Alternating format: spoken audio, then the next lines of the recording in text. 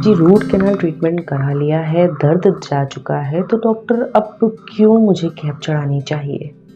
क्या मुझे वाक़ई में कैप चढ़ानी चाहिए? जी हाँ, अक्सर पेशेंट्स की ये प्रॉब्लम होती है, उन्हें ये डाउट रहता है बहुत बड़ा कि कैप क्यों लगवानी चाहिए? जी हाँ, कैप ज़रूर लगवानी चाहिए। अब क्यों लगवानी चाहिए? इसके 4 रीज़न्स हैं। पहला रीज़न, जैसे कि मैंने आपको पहली वीडियो में बताया था कि रूट कैनाल ट्रीटमेंट हम करते हैं, उसमें कैविटी होती है या दाँत किसी वजह से टूट चुका रहता है, तो नसों पर जब दबाव पड़ता है, हम उस नस को निकाल के सड़न को निकालते हैं, तो दाँत पे काफ़ी काम होता है। दाँत छोटा हो जाता है इस रूट कैनाल प्रोसेस में और उस समय हम उसमें नकली नस डालते हैं। तो उस दौरान क्या होता है कि जो दाँत का ऊपर का पार्ट जो क्राउन होता है वो बहुत ही कमज़ोर हो चुका रहता है और हम उसे एक रूट कैनाल ट्रीटमेंट में एक फिलिंग से कवर कर देते हैं।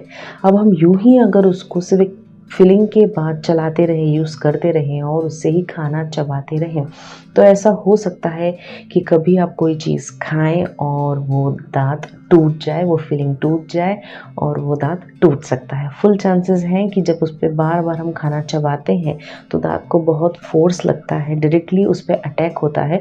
तो उस दाँत को प्रोटेक्शन देने के लिए, नेचुरल टूथ को प्रोटेक्शन देने के लिए, उस पे डायरेक्ट दबाव ना आए, जब हम खाते हैं, उससे वो बच जाए और वो टूटे ना, उसके लिए हम उसको प्रोटेक्शन देते हैं क्राउन से, कैप से।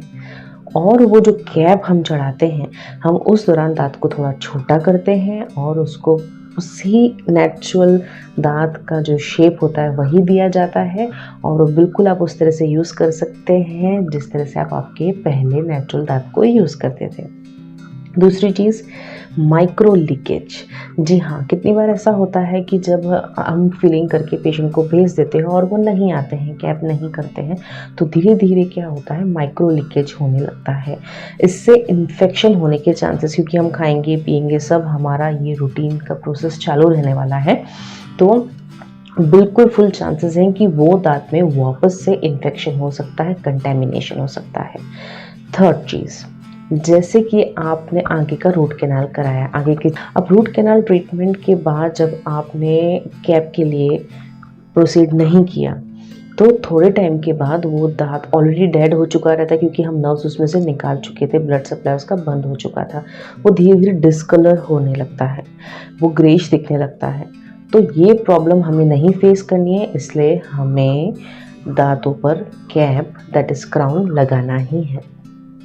चौथी चीज़ है तो फूड लॉजमेंट के फुल चांसेस होते हैं क्योंकि हम खाना खाते हैं, 2 दाँतों के बीच में खाना फँस सकता है और जब वो खाना फँसता है तो हम डेफ़िनेटली सबसे पहले होम रेमेडीज़ ट्राई करते हैं।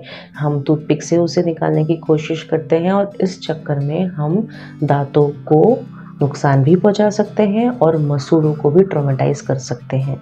तो हमें ये सब चीज़ों से बचना है, इसके लिए हमें दाँत को हमेशा कैप से प्रोटेक्ट करना चाहिए।